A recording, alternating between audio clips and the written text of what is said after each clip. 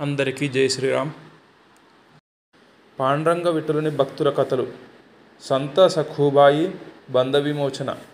భగవాన్ను పొందే అత్యున్నత సాధనం భక్తి. స్వచ్ఛమైన ప్రేమ లేని ధనం, తపస్సు, విద్య వల్ల ఏమీ ప్రయోజనం అంటుంది భక్తి సాంప్రదాయం.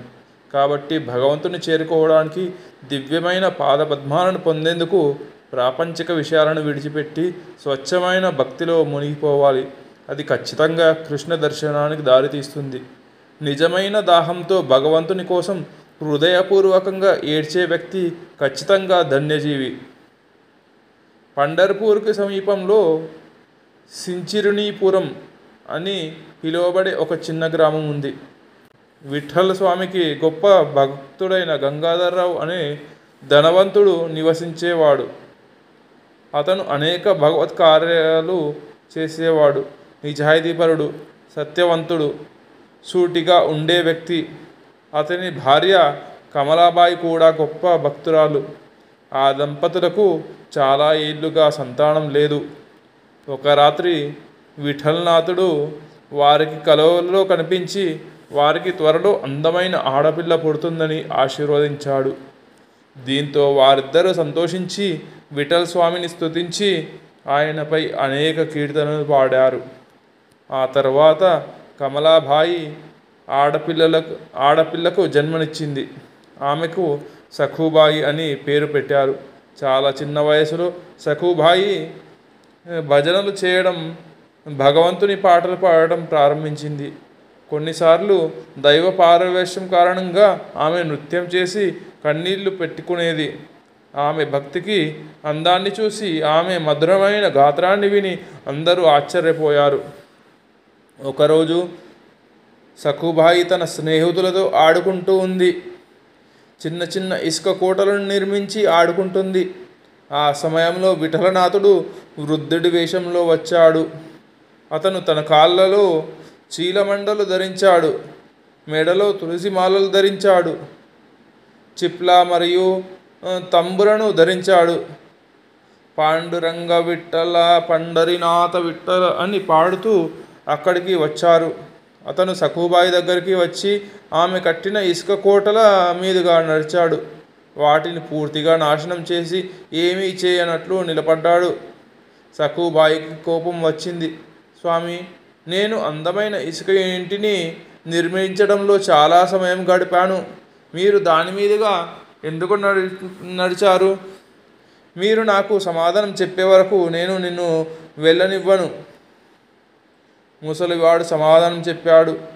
తల్లి, నేను ఆ విఠలనాథుని పాటలు పాడుకుంటూ ఆయనలో మునిగిపోయాను. నేను అది గమనించలేదు. పొరపాటున దాని మీదుగా నడిచాను. నీకు ఇంతకంటే మంచి ఇల్లు కట్టిస్తాను అన్నాడు స్వామి. సఖూబాయి సీరియస్గా చెప్పింది. నువ్వు తీయగా మర్యాదగా మాట్లాడతావు, కానీ నువ్వు చాలా తప్పు చేశావు. ఒక్కసారి ఊహించుకోండి, మీరు ఈ చిన్న ఇసుక కోటలు కాకుండా మా మీదుగా నడిచి ఉంటే మాకు ఏమి జరిగేది? విఠల్ కొంటెగా బదులిచ్చారు. నేను క్షమాపణ కోరుతున్నాను. ఇంత చిన్న తప్పు చేసినా నన్ను ఎందుకు వదలడం లేదు? సఖూబాయి సమాధానం ఇచ్చింది. ఇది మీకు చిన్న విషయం కావచ్చు, కానీ ఇది నాకు అద్భుతమైన విషయం.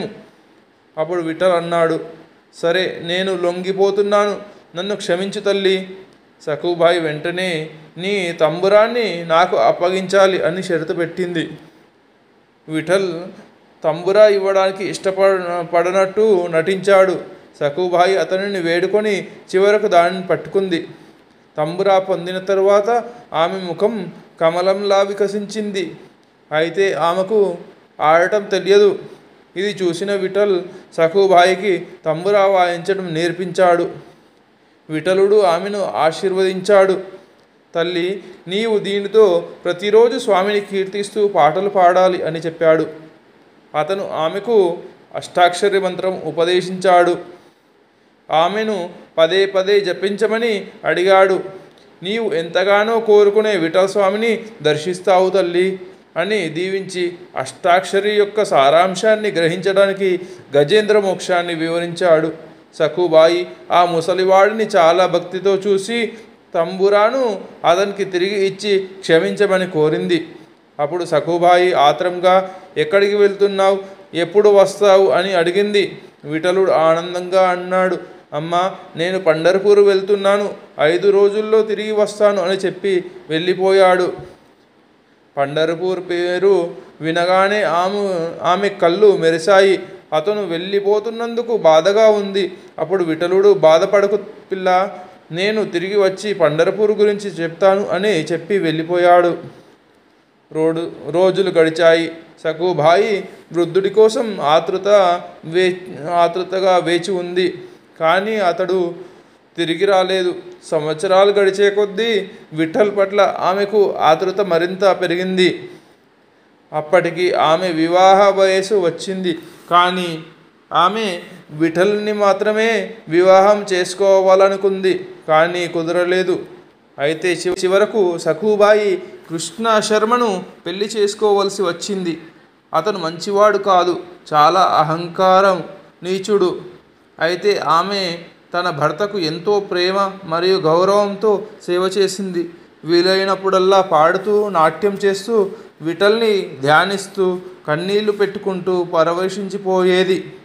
విఠల్ పట్ల సఖుబాయికి ఉన్న ప్రేమాభిమానం గురించి తెలియకుండానే కృష్ణశర్మ ఆమెకి మతిభ్రమించిందేమో అనుకున్నాడు. ఆమె అత్తగారు కూడా సఖుబాయిని కొట్టి చాలా ఇంటి పనులు చేయిస్తూ చిత్రహింసలు పెట్టారు. కానీ ఇవన్నీ ఉన్నప్పటికీ ఆవుకు పాలు పితికే సమయంలో, ఇంటిని శుభ్రం చేస్తున్నప్పుడు, వంట చేసేటప్పుడు మరియు ఇంటిని తడుపుతున్నప్పుడు ఆమె ఎప్పుడూ విఠల్ గురించి జపిస్తూ ఉండేది. ఒకరోజు ఆమె విఠలుని గురించి ఆలోచిస్తూ నీరు తీసుకురావడానికి చెరువు వద్దకు వెళ్ళింది. ఆ సమయంలో ఒక భక్త బృందం అటుగా వచ్చారు. ఆమె వారిని చూసి ముగ్ధురాలై, మీరు ఎక్కడికి వెళ్తున్నారు అని వారిని అడిగారు. మేము మా విఠల్ పాదపద్మాలను చూడడానికి పండర్పూర్ వెళ్తున్నాము. మీరు ఎవరు? పండర్పూర్ ప్రస్తావన వినగానే ఆమె హృదయం చాలా ఆనందంతో ఉప్పొంగింది. ఆమె కళ్ళలో నుంచి నీళ్లు తిరిగాయి. సఖుబాయి అడిగింది, పండర్పూర్ వెళ్తున్నారా? నా పేరు సఖుబాయి. నేను మీతో పాటు వస్తాను. నేను కూడా మీతో కలిసి ఏకాదశి రోజున విఠల్ పాదాలను తాకాలనుకుంటున్నాను. సఖుబాయి భక్తికి అందరూ ఆశ్చర్యపోయారు. వాళ్ళు నిన్ను మాతో తీసుకెళ్లే సమస్య లేదు. అయితే మీరు మీ భర్త నుండి అనుమతి పొందాలి అన్నారు వారు. సఖుబాయి చాలా ఆతృతతో తన భర్త అనుమతి కోసం ఇంటికి పరిగెత్తింది. అయితే ఆమెను పంపేందుకు భర్త ఇష్టపడలేదు. అతను చెప్పాడు, సఖుబాయి, ఓపికగా ఉండు. నిన్ను హఠాత్తుగా పండర్పూర్ వెళ్ళడానికి అనుమతించడం సాధ్యం కాదు. ఏకాదశి రోజున మనం కలిసి వెళ్దాము. కానీ సఖుబాయి మళ్ళీ అడిగింది, ఈరోజు నేను గొప్ప భక్తులను కలిశాను. వారితో పాటు వెళ్ళి మా అందమైన విఠల్కు సేవ చేయడం చాలా ఆనందంగా ఉంటుంది. దయచేసి ఇద్దరం కలిసి వెళ్దాం. మీరు రాలేకపోతే కనీసం నన్ను వెళ్ళనివ్వండి. కానీ కృష్ణశర్మ చాలా మొండిగా ఉన్నాడు. అతను ఆమెను వెళ్ళనివ్వలేదు. ఆమె గుండె పగిలిపోయి కన్నీరు మున్నీరుగా విలపిస్తూ అతన్ని వేడుకుంది. కృష్ణశర్మ ముఖం కోపంతో ఎర్రబడింది. అతను ఆమెను కొట్టడం ప్రారంభించాడు. ఆమెను పక్క గదిలోకి లాగి స్తంభానికి కట్టాడు. అత్తమామలు కూడా ఆమెను దెబ్బలు కొట్టారు. సఖుబాయి విపరీతమైన బాధతో విఠల్ని ప్రార్థించింది. ప్రభు, పండరినాథ, ప్రాణనాథ, నాకు శాస్త్రాల గురించి కానీ ప్రాపంచిక విషయాల గురించి కానీ ఏమీ తెలియదు. నేను సంసారం యొక్క ఆటుపోట్లలో బంధించబడి దానిలో తిరుగుతున్నాను. ఓ ప్రభు, నాపై దయ చూపి నన్ను నీ కమల పాదాల దగ్గరకు తీసుకెళ్ళు. నా కళ్ళు నిన్ను చూడాలని కోరుకుంటున్నాయి. ప్రభు, నా పైన దయచూపు ప్రార్థించింది సఖుబాయి. అప్పుడు గదిలో ఒక ప్రకాశవంతమైన కాంతి కనిపించింది. ఒక మహిళ లోపలికి వచ్చింది. ఆమె పూర్తిగా సఖుబాయిని పోలి ఉంది. ఆమె మాయా సఖుబాయిని అని చెప్పింది. ఇప్పుడు సఖుబాయి తన కళ్ళను నమ్మలేకపోయింది.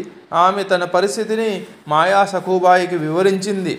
మాయా సఖుబాయి ఇలా చెప్పింది, ఆ పండరినాథుని దర్శనానికి వెళ్ళడానికి మీకు సహాయం చేయడానికి నేను ఇక్కడికి వచ్చాను. ఆ స్వామి అందమైన కళ్ళతో, మధురమైన నవ్వుతున్న ముఖంతో, తన కమల పాదాలతో, అతని రెండు చేతులతో మిమ్మల్ని ఆలింగనం చేసుకోవడానికి సిద్ధంగా ఉంటాడు. మీరు ఆనందంగా వెళ్ళిరండి అని చెప్పింది మాయా సఖుబాయి. సఖుబాయి పులకరించిపోయింది. కానీ ఆందోళనతో, నేను నిన్ను ఇక్కడ ఒంటరిగా వదిలేస్తే మీరు చాలా ఇబ్బందులు ఎదుర్కోవలసి ఉంటుంది అంది సఖుబాయి. నన్ను ఎవరు ఏమీ చేయలేరు, చింతించకండి. మీరు వెంటనే విఠల్ దివ్య దర్శనాన్ని చూసి తరించండి అని చెప్పింది మాయా సఖుబాయి. అంతా కలలా అనిపించింది. ఆమె నమ్మలేకపోయింది. కానీ ఆమె కళ్ళు మెరిసి చాలా ఆనందంతో పండర్పూర్ వైపు పరిగెత్తింది. ఆమె పండర్పూర్ని సమీపిస్తున్న కొద్దీ విఠల విఠల జయ జయ విఠల పాండురంగ విఠల అనే ఆనందకరమైన గానం ఆమెకు వినిపించింది. పండరిలోకి ప్రవేశించిన ఆమె నేరుగా గుడిలోకి పరిగెత్తింది. చివరకు విఠల్ దర్శనం చేసుకుంది. ఇంకా ఆమె ఆనందానికి అవధులు లేవు. ఆమె దిగ్భ్రాంతి చెంది విపరీతమైన ఆనందంతో అరిచింది. ఆమె భక్తి పారవశ్యంలో మకరందాన్ని తాగింది. ఆమె అతని వైపు పరిగెత్తింది. అతని ముఖాన్ని తాకింది. అతనిని కౌగిలించుకుంది. ఆమె ఆత్మ అతని కమల పాద పద్మాలపై ఉంది. పూర్తిగా కరిగిపోయింది. ఆమె అతనితో ఐక్యమైంది. ఆమె తీవ్రమైన భక్తిని చూసి అందరూ ఆశ్చర్యపోయారు. జరిగిన సంఘటనలన్నింటినీ చూసిన కొంతమంది భక్తులు గ్రామానికి తిరిగి వచ్చి నమ్మశక్యం కాని దైవిక సంఘటనను కృష్ణ శర్మకు వివరించారు. అతను వెంటనే సఖుబాయిని తనిఖీ చేయడానికి ఇంటికి వెళ్ళాడు. అక్కడ సఖుబాయి అదృశ్యమైందని తెలుసుకున్నాడు. కృష్ణశర్మ మొదట ఆశ్చర్యపోయాడు. కానీ అతను విఠోబా ప్రభు దివ్యలీలని గ్రహించాడు. తన భార్య యొక్క గొప్పతనం గురించి తెలియకపోవడం అతని దురదృష్టం అని ఏడ్చాడు. అలా విఠలుని భక్తిలో పూర్తిగా మునిగిపోయిన సఖుబాయి ఆమె కోరుకున్న విధంగా సంసారం నుండి విముక్తి పొంది భగవంతునితో సంతోషంగా కలిసిపోయింది. జై పాండురంగ విఠల, జై పండరినాథ విఠల, జై పాండురంగ విఠల, జై జై పండరినాథ విఠల.